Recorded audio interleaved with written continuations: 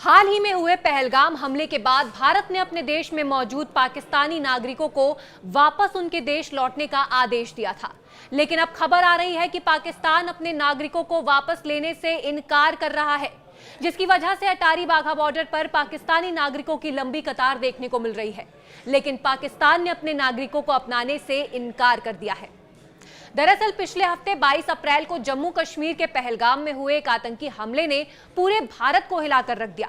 इस हमले में 26 लोग मारे गए, जिनमें ज्यादातर भारतीय पर्यटक थे। भारत ने इस हमले का आरोप पाकिस्तान पर लगाया और दावा किया कि हमलावरों में से 2 पाकिस्तानी नागरिक थे। इसके जवाब में भारत ने कई सख्त कदम उठाए, जिनमें पाकिस्तानी नागरिकों के वीजा रद्द करना और उन्हें 29 अप्रैल तक देश छोड़ने का आदेश देना शामिल है। लेकिन अब पाकिस्तान ने अपने ही नागरिकों को वापस लेने से मना कर दिया है, जिससे दोनों देशों के बीच तनाव और बढ़ गया है। भारत ने साफ कर दिया है कि जो पाकिस्तानी नागरिक तय सीमा तक देश नहीं छोड़ेंगे, उन्हें गिरफ्तार किया जाएगा। दूसरी ओर पाकिस्तान का कहना है कि भारत बिना सबूत के उन हमले का आरोप लगा रहा है।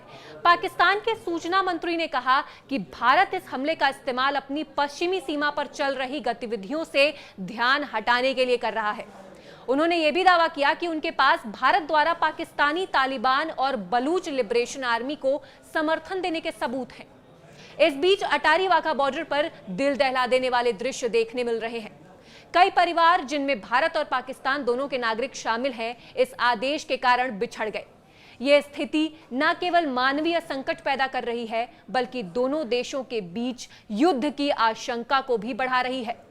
पाकिस्तान ने दावा किया है कि उसके पास विश्वसनीय खुफिया जानकारी है कि भारत अगले 24 से 36 घंटों में सैन्य कार्रवाई कर सकता है। दूसरी ओर भारत के प्रधानमंत्री नरेंद्र मोदी ने कहा है कि वे आतंकवादियों और उनके समर्थकों को पृथ्वी के छोर तक खोज कर सजा देंगे। दोनों देशों ने अपनी सेनाओं को अलर्ट पर रखा है और सीमा पर गोलीबारी की घटनाएं भी बढ़ रही हैं। अंतर्राष्ट्रीय समुदाय इस स्थिति पर नजर रखे हुए है। अमेरिका और ब्रिटेन ने दोनों देशों ने संयम बरतने और बातचीत के जरिए तनाव कम करने की अपील की है। लेकिन जिस तरह से दोनों देश एक दूसरे पर आरोप प्रत्यारोप लगा रहे हैं, ये साफ है कि ये संकट जल्दी हल नहीं होने वाला। तो सवाल ये है कि क्या ये तनाव और बढ़ेगा? क्या भारत और पाकिस्तान के बीच एक और युद्ध की आशंका सच साबित होगी, या फिर कूटनीति इस संकट को हल कर पाएगी? इन सवालों के जवाब आने वाले दिनों में मिलेंगे। तब तक हम आपके लिए इस खबर पर नजर रखेंगे। हमसे जुड़े रहिए और ऐसी ही महत्वपूर्ण खबरों के लिए। मेरा नाम मोहम्मद शारिक है और मैं सुबह 6 बजे से अपनी बहनों को लेकर आया हूँ और दिल्ली बॉर्डर से मैं दिल्ली से चला हूँ। 6 बजे यहाँ हिंदुस्तान बॉर्डर पर मैं आ चुका हूँ। बातचीत चल रही है, हम तो यहाँ से भेज रहे हैं। हमारी तो गवर्नमेंट ने बोल दिया, आदेश दे दिए, मगर वहाँ वाले आदेश नहीं दे पा रहा है। हमें कराची जाना था, हम सुबह 6 बजे से बैठे हुए और अब 3 बज गए और अभी किसी बात का पता नहीं है। सुबह से ये कह रहे हैं कि 10 बजे खुलेगा, 10 बजे से कह रहे हैं 1 बजे का खुलेगा।